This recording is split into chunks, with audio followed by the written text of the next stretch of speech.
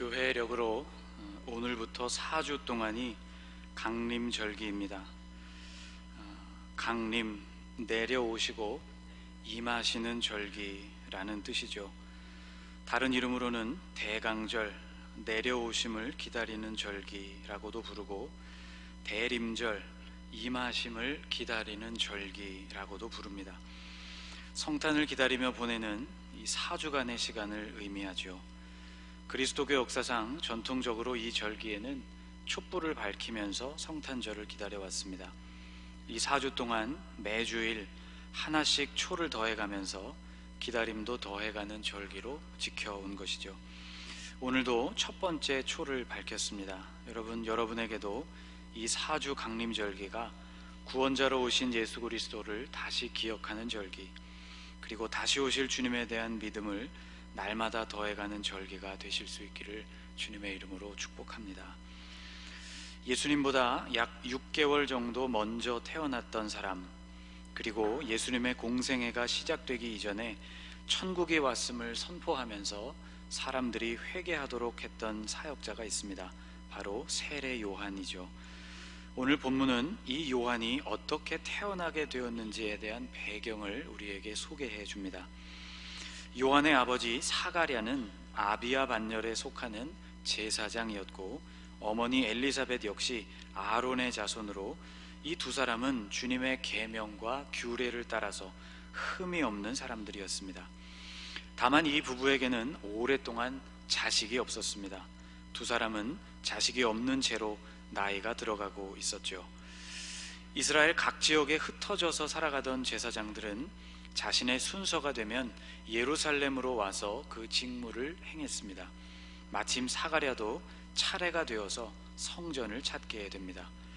성전에서 이루어지는 예배를 위해서는 여러 가지 직무가 필요했는데, 각각의 제사장들이 어떤 직무를 맡을 것인가 하는 것은 제비를 뽑는 방식으로 정해졌습니다. 성전에서 감당해야 하는 일의 종류도 무척 많았을 뿐만 아니라 그 일들 중에는 특별히 제사장들이 하기를 원하는, 선호하는 직임이 있었기 때문에 불만이 없도록 제비를 통해서 각자의 역할을 정했던 것이죠. 이때 사가랴는 분향하는 역할을 맡았다고 성경이 기록하고 있습니다. 분향이란 성전의 성소 제일 안쪽 지성소와 맞닿은 곳에서 하나님께 향기로운 재료로 향을 피워 올리는 역할이었습니다. 대제사장을 제외하면 하나님이 거하시는 지성소에는 누구나 가까이 쉽게 나아갈 수가 없었고, 또 분향하는 이 직책은 홀로 하나님 앞에서 담당하는 직책이었기 때문에 제사장이라면 꼭 한 번쯤 해보고 싶은 그런 직무이기도 했습니다. 오늘 본문을 이해하기 위해서는 성전의 구조와 그리고 그 성전에서 일했던 제사장들의 하루 일과를 먼저 살펴볼 필요가 있습니다. 제사장들은 직임을 감당하는 그 기간 동안 성전 안에 본부 건물에 해당되는 곳에서 잠을 자면서 그 기간 동안 성전에서 섬겼습니다. 이스라엘 성전을 전체적으로 조망해 보면 가운데 있는 본 건물, 여러분 보시기에 가장 높이 솟아있는 그 건물, 그 안에 성소와 지성소를 갖추고 있는 이 성전의 본 건물을 제외하면 가장 바깥쪽에는 이방인들도 들어갈 수 있는 이방인의 뜰이 위치를 했고, 그 안쪽으로는 유대의 여인들까지 들어갈 수 있는 여인의 뜰이 위치했습니다. 그리고 그 안으로는 유대 남자들만이 들어갈 수 있는 이스라엘의 뜰이라는 공간이 있었죠. 이 성전이 되어 있는, 여인의 뜰을 중심으로 되어 있는 성전 본 건물이 있는 공간을 따로 떼어서 본다면 이와 같은 형태가 됩니다. 이곳에서 제사장들이 모여서 본인이 직임을 감당하는 동안 잠을 자면서 직임을 수행했던 본부가 위치하고 있었던 건물은 바로 이 빨간색 동그라미로 표시해 놓은 바로 이곳 북동쪽의 공간이었습니다. 불침번 제사장이 아침 일찍 제사장들을 깨우게 되면 제사장들은 정결탕에서 몸을 씻고 난 후에 횃불을 들고 제사장의 뜰에 동그랗게 모여 섭니다. 아직 해가 뜨기 전 이른 시간이었죠. 제사장의 뜰이란 번제단과 물두멍이 있는 공간으로 평소에는 오직 제사장들만 출입할 수 있는 곳입니다. 일반 유대인들이 들어갈 수 있었던 가장 안쪽의 공간은 이 제사장의 뜰을 내려다볼 수 있는 아주 좁은 공간으로, 이곳이 바로 이스라엘의 뜰입니다.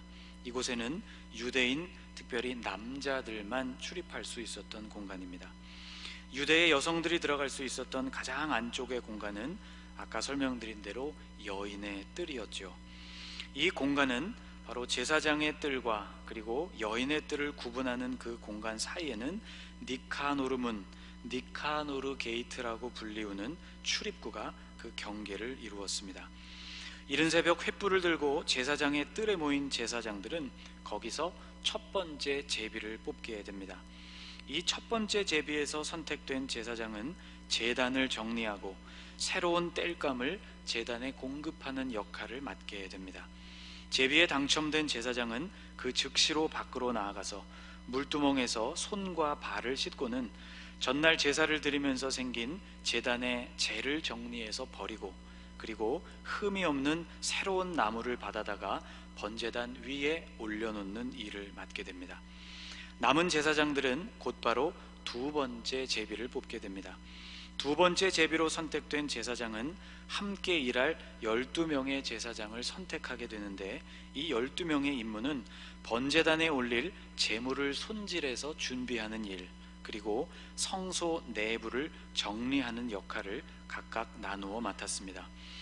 아침 번제는 해가 완전히 뜬 것이 확인되면 시작이 되었는데, 해가 뜬 것이 확인이 되면 이들은 아침 번제에 사용될 양을 데려왔고 동쪽으로 향해 있는 성소의 문을 열게 되었습니다. 지금 빨간 동그라미로 표시되어 있는 곳이 성소의 문이죠. 그리고 이어서 아까 설명드린 여인의 뜰과 통하는 니카노르 문도 함께 개방하게 되었습니다. 성소의 문을 열 때 제사장들은 해가 뜨는 해를 바라보는 방향으로 서지 않고 해를 등지는 방향으로 서서 성소의 문을 열었다고 합니다. 이것은 태양 숭배를 철저하게 배제하기 위한 절차였죠. 성전의 문이 동쪽을 향하고 있지만 그 성전의 문을 연다는 것은 태양을 향하여서 문을 열어서 태양을 영접한다는 의미가 아니고, 날이 밝았기 때문에 성소의 문을 연다는 뜻이 들어있었기 때문입니다. 이 성소의 문을 열 때 은나팔이 울려 퍼졌는데, 이때 성소 내부의 정리를 맡은 제사장들은 성소 안으로 비로소 들어가서 그 안에 있는 등잔대와 분향단을 손질하기 시작합니다. 그와 동시에 제물을 준비하는 제사장들은 아침 번제로 바칠 양의 도사를 시작하게 되죠. 잡은 양의 피가 번제단에 뿌려질 때쯤 성소 안으로 들어간 제사장들은 등잔대에 심지를 갈고 새로운 기름을 등잔대마다 채우는 일을 하게 됩니다. 세 번째 제비뽑기와 네 번째 제비뽑기는 장소를 바꾸어서 바로 이곳 제단과 인접한 별도의 방에서 이루어졌습니다. 다듬은 돌의 방이라고 불리우는 이 공간에서 세 번째와 네 번째 제비뽑기가 연이어 진행이 되었습니다. 세 번째 제비를 뽑기 전 제사장들은 십계명을 함께 낭송하고, 그리고 신명기에 나오는 쉐마 이스라엘 기도문을 함께 낭송했다고 합니다. 가장 중요한 제비 뽑기 차례였기 때문이죠. 이 세 번째 제비를 통해서 분향할 제사장을 뽑았다고 합니다. 그리고 곧바로 이어서 네 번째 제비를 통해서는 번제와 소제를 제단에 올려서 태우고 전제를 그 위에 붓는 역할을 할 제사장을 선택하게 되었습니다. 이 세 번째 제비 뽑기, 곧 분향하는 제사장을 뽑을 때에는 다른 제비 뽑기 때와는 조금 달랐습니다. 우선 이전에 한 번이라도 분향을 해보았던 제사장은 제외시켰다고 합니다. 두 번째, 다른 직무에 당첨된 제사장은 그 직무를 아침 제사 때에도 담당하고 저녁 제사 때에도 담당하여서 하루 종일 그 일을 두 번 담당했지만, 분향을 맡은 제사장은 아침과 저녁 담당자를 각각 뽑았다고 하죠. 가능한 한 많은 제사장들에게 분향할 수 있는 기회를 주기 위한 방법이었습니다. 그러나 이런 방법을 택하여도 제사장들 중에는 평생 한 번도 분향을 주관하지 못하는 사람들도 있었습니다. 이 세 번째 제비를 통해서 선택된 제사장은 그를 보조할 다른 두 명의 제사장을 선택하게 됩니다. 한 사람은 향을 채운 금대접을 가지고 성소 안으로 들어가는 역할을 감당했고, 또 다른 한 사람은 제단에서부터 취한 숯을 들고 성소 안으로 들어가는 임무를 맡았습니다. 이 세 명의 제사장이 분향을 위해서 성소의 계단을 올라갈 때 아까 두 번째로 제비를 뽑혀서 분향단을 정리하고 등잔대를 손질한 제사장들이 이들을 호위하면서 먼저 계단을 올랐습니다. 그리고 이때 제금, 성경에 제금이라고 나오는 악기가 있죠. 오늘날로 한다면 심벌지와 비슷한 악기입니다. 제금이 울려 퍼지고 레위인 찬양대가 성소를 바라보면서 정렬하게 됩니다. 성소에 함께 들어간 이 세 명의 제사장들 중 두 명의 보조 제사장들은 분향단 위에 숯불을 깔고 그리고 향을 정위치시킨 이후에 성소를 빠져나오게 됩니다. 그러면 이제는 성소 안 분향단이 그 앞에는 제사장 한 사람만이 홀로 남게 되는 것이죠. 분향은 니카노르 문에 서 있는 제사장 가운데 그 반차의 제사장을 대표하는 그 봉사직을 함께 감당하는 같은 기관에 속한 제사장들 가운데 그들을 대표하는 제사장의 신호에 따라서 이루어졌습니다. 신호가 떨어지면 성소 바깥에 여인의 뜰에 모여있던 사람들은 일제히 침묵으로 하나님께 기도를 했습니다. 오늘 본문 10절을 보면 모든 백성은 그 분향하는 시간에 밖에서 기도하더니 라고 기록되어 있는데 바로 이 시간이 이 제사장의 신호에 따라서 분향이 이루어지고 여인의 뜰에 있었던 백성들이 함께 기도하는 시간을 뜻합니다. 그리고 그 신호에 맞추어서 동시에 성소 안에서는 분향을 맡은 제사장이 그 신호에 맞추어서 향을 한 움큼 집어서 분향단의 숯불 위에 올려놓는 일을 하게 됩니다. 좋은 향기와 함께 자욱한 연기가 성소 안을 가득 채우게 됩니다. 요한계시록 8장에 나오는 환상은 바로 이런 성전 예배의 절차와 연관이 있습니다. 향연이 성도의 기도와 함께 천사의 손으로부터 하나님 앞으로 올라가는지라 라고 기록되어 있습니다. 바로 분향이 이루어지는 그 시간 밖에 있는 성도들이 하나님께 기도하는 성전 예배의 모형이 바로 여기에 반영되어 있는 것이죠.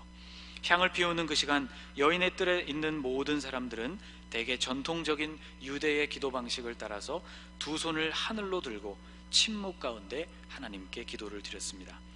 분향이 다 끝나면 제사장은 밖으로 걸어 나오게 되었는데 그 시각 성소의 계단 맨 위에는 좀 전에 성소에 함께 들어갔던 두 명의 보조 제사장들 그리고 그들을 인도해서 계단을 올라갔던 분향단과 등잔대를 정리하고 그들을 호위했던 제사장들이 함께 서서 나오는 제사장을 기다립니다. 분향 제사장은 그들 가운데 서서 거기 서 있는 이들을 향하여서 축복문을 선창하게 됩니다. 그 축복문의 내용은 하나님께서 최초의 제사장이자 대제사장이었던 아론에게 명하셨던 내용으로 축복을 했습니다. 우리 함께 이 말씀을 읽어보겠습니다.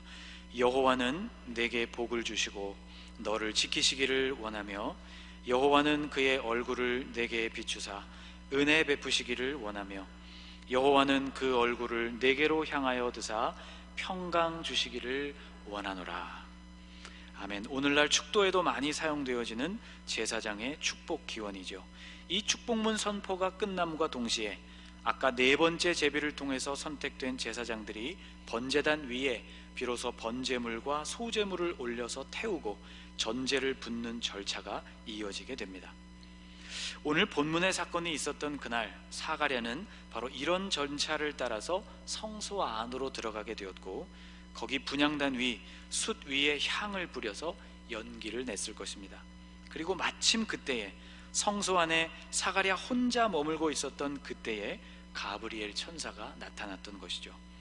여인의 뜰에서 기도하던 사람들과 밖에서 기다리는 제사장들은 시간이 지나도 사가랴가 나오지 않는 이유에 대해서 매우 궁금하게 생각을 했습니다.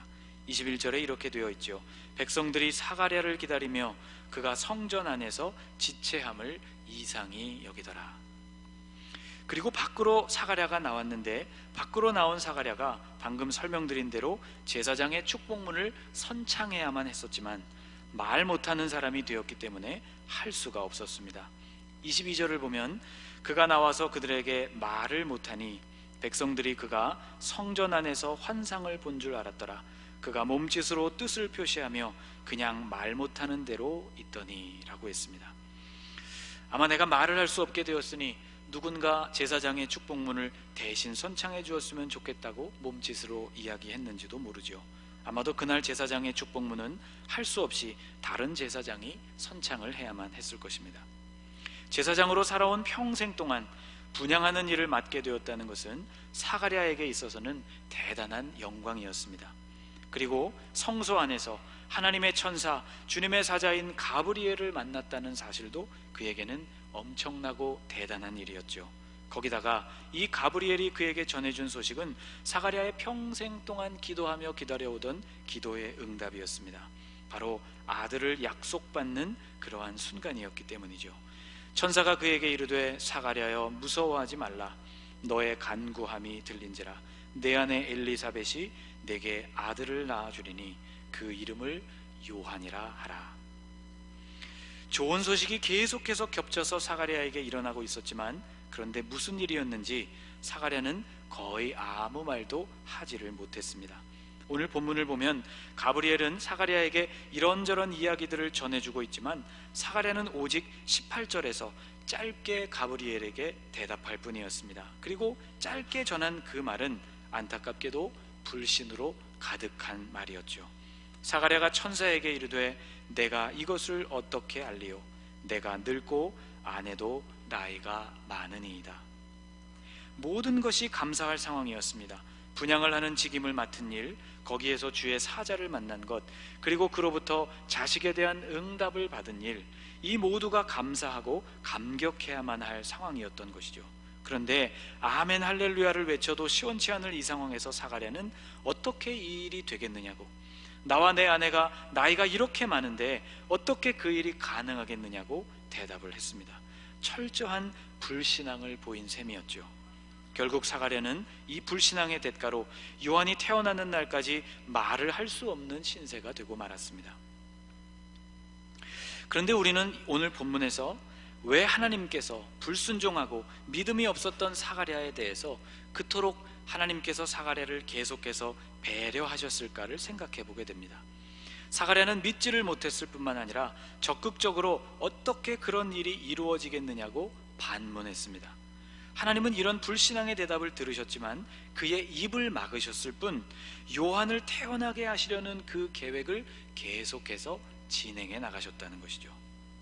우리는 여기서 하나님의 신실하심을 발견하게 됩니다. 인간의 부족함에도 불구하고 언약을 성취하시려는 하나님의 거룩한 의지를 보게 되는 것이죠. 여러분, 인간의 구원이 만일 인간 안에 있는 완전함의 근거에서 이루어지는 것이라면 애초에 인간에게는 희망이 없었을 것입니다. 그러나 하나님의 언약, 베리트는 하나님 편에서의 의지가 반영되어 있는 약속이었습니다. 인간의 허물, 불신앙, 죄악에도 불구하고 그래도 인간을 구원하시려는 하나님의 약속이었던 것이죠. 하나님께서 왜 사가랴로 하여금 말을 못하게 하셨을까를 다시 생각해 보면 그것은 하나님께서 당신의 약속을 이루시기 위해서 불신앙의 말이 더 이상 그의 입에서부터 나오지 않도록 그의 입을 막아주신 것이었음을 우리는 알게 됩니다. 불신앙에 대한 징계인 동시에 하나님의 약속이 이루어지기까지 불신앙으로부터 사가랴를 보호하시려는 하나님의 사랑이 담겨있는 조치였던 셈인 것이죠.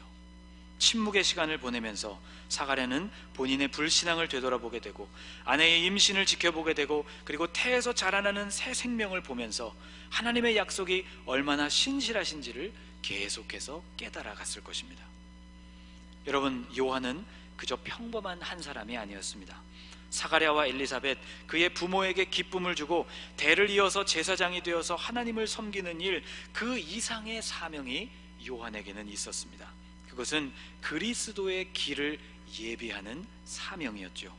오늘 17절 말씀에는 요한이 태어나서 감당하게 될 사명을 이렇게 말씀하고 있습니다. 같이 한번 읽어보겠습니다. 그가 또 엘리야의 심령과 능력으로 주 앞에 먼저 와서 아버지의 마음을 자식에게, 거스르는 자를 의인의 슬기에 돌아오게 하고 주를 위하여 세운 백성을 준비하리라. 백성들의 마음을 준비시키는 역할, 그리스도 앞에서 주님 앞에 와서 요한은 백성들을 준비시키는 위대한 사명을 감당해야 할 사람이었던 것입니다. 그는 예수 그리스도의 사역 이전에 반드시 필요한 사람이었던 것이죠. 여러분, 그리스도께서 오실 계획은 아담과 하와가 타락하면서 벌써 진작에 세워진 계획이었습니다. 하나님은 에덴 동산에서 뱀을 저주하시면서 이렇게 말씀하셨습니다. 내가 너로 여자와 원수가 되게 하고 내 후손도 여자의 후손과 원수가 되게 하리니 여자의 후손은 내 머리를 상하게 할 것이요 너는 그의 발꿈치를 상하게 할 것이니라. 뱀의 후손과 원수가 될 존재, 뱀의 머리를 상하게 할 그 존재를 하나님은 여자의 후손이라고 말씀하셨습니다. 바로 이 여자의 후손이 동정녀 마리아를 통해 이 땅에 오신 예수 그리스도이십니다. 이렇게 인류의 구원 계획은 미리 창세기 서두에서부터 세워진 오래된 계획이었다는 것입니다. 이후 하나님은 이 계획을 이루어 주시기 위해서 세상을 심판하시는 중에서도 노아의 식구들을 구원해 주셨고, 이후 아브라함이라는 한 사람을 불러주셔서 이삭, 야곱을 통해 12개의 지파로 이루어진 이스라엘 민족을 일으켜 주셨고, 그 가운데 유다 지파 그리고 다윗의 가문에서 예수 그리스도께서 태어나게 하셨습니다. 이 길고도 긴 구원의 역사가 바로 지금 태어나려고 하는 그 요한의 시대에 본격적인 결실을 얻게 될 순간이었던 것이죠. 요한은 엘리야의 그 간절한 심정으로 사람들을 권면하고 또 책망하여서 하나님의 나라가 가까이 왔다는 사실과 그리스도께서 가까이 왔으니 회개해야 한다는 사실을 세상에 전할 하나님의 사명자였던 것입니다. 그런 요한이 태어나야만 하는 시점이었던 것이죠. 사가랴의 불신앙 때문에 지체되어서는 안 될 하나님의 타이밍이었던 것입니다. 비록 사가랴에게는 완벽한 믿음이 부족했지만 그래서 하나님은 사가랴의 입을 막으시고 그래서 요한이 태어날 수 있도록 구원의 계획을 계속해서 진행시켜 주셨던 것입니다. 여러분, 75세의 부름을 받은 아브라함을 한번 생각해 보십시오. 그 역시 불완전함 투성이었습니다. 수도 없이 믿음을 저버리고 약속의 땅을 떠나고 아들에 대한 약속을 신뢰하지 못하고 인간적인 방법을 여러 번 취했던 아브라함이었죠. 그러나 그래도 하나님은 그 넘어진 아브라함, 실패한 아브라함을 계속해서 다시 세우시고 또 다시 세워주시는 일을 반복했습니다. 다시 그가 온전한 믿음을 가지고 나아갈 수 있도록 계속해서 아브라함을 이끌어 주셨죠. 빼앗긴 아내도 되찾아 주시고 조카 롯 때문에 어쩔 수 없이 뛰어든 가나안의 전쟁에서도 아브라함을 지켜주셨습니다. 하나님은 당신의 약속, 주님의 언약, 베리트를 이루시기 위해서 인간의 부족함에도 불구하고 그것을 그대로 주님이 안으시면서 당신의 사람들을 통해 언약이 이루어질 수 있도록 그들을 이끌어 가셨던 것입니다. 믿음이 없는 오늘 본문에 등장하는 사가랴도 마찬가지였습니다. 오랜 세월 아들을 구하는 기도를 했지만 정작 그 응답이 그에게 미치자 그것을 믿지 못했던 사가랴. 하나님은 그런 그를 통해서도 구원의 계획을 계속 진행시켜 나가셨습니다. 사도행전 12장을 보면 베드로의 석방을 위해서 기도하던 초대교회 성도들의 모습이 나옵니다. 베드로가 그들의 기도의 응답대로 정말 천사의 도움을 입어서 옥에서 빠져나오게 되었고, 그들이 기도하고 있었던 그 건물의 대문을 두드렸지만 그들은 그 사실을 믿지 못했다고 성경은 기록합니다. 베드로가 문 밖에 와서 서 있다고 말하는 여자아이에게 내가 미쳤구나 그렇게 말할 정도로 그들은 믿음이 없었습니다. 그러나 이렇게 부족한 사람들이었지만 하나님은 이런 사람들을 통해 주님의 구원 계획을 계속해서 이루어 가셨다는 것입니다. 어쩌면 아브라함 그리고 사가랴, 베드로의 석방을 위해 기도하는 이 성도들의 모습이 오늘 우리의 모습인지도 모르겠습니다. 우리는 기도하면서도 믿지 못하고 그 기도의 응답이 우리에게 와도 아멘으로 응답하지를 못하는 부족한 사람들입니다. 그러나 하나님의 위대한 구원 계획은 우리의 부족함 때문에 막히지 않는다는 것이죠. 하나님은 신실하시기 때문입니다. 또 하나님은 완전하시기 때문에 그렇습니다. 하나님의 완전하심은 우리의 부족함이나 불신앙 때문에 흔들리지 않는 온전함입니다. 그것은 우리의 불신앙을 완전히 덮고도 남음이 있는 충만하고 풍성한 온전함이라고 말할 수 있습니다. 사랑하는 여러분, 강림절기와 함께 올해의 마지막 달인 12월도 시작되었습니다.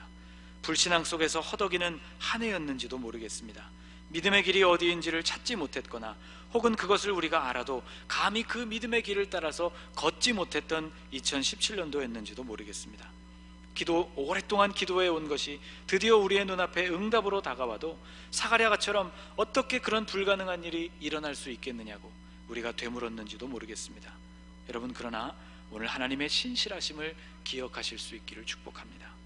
하나님은 가브리엘을 통해 이렇게 말씀하셨습니다. 보라, 이 일이 되는 날까지 내가 말 못하는 자가 되어 능히 말을 못하리니 이는 내가 내 말을 믿지 아니함이거니와.